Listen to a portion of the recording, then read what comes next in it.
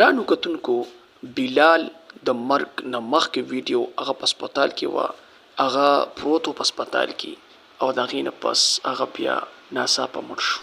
دوستانو مرګ حق دی او خلاصي نشته.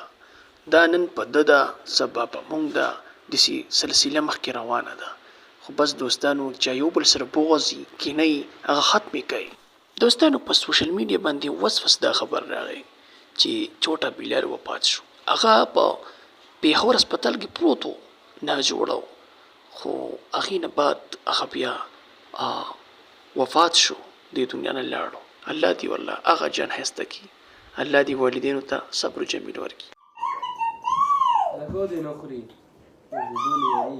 دوستانو بلال یو معصوم و، خو د معصوم سره سره یو ډېر مزاحیه انسان و چې د خلکو په مخونو به یې خنداګانې راوستې.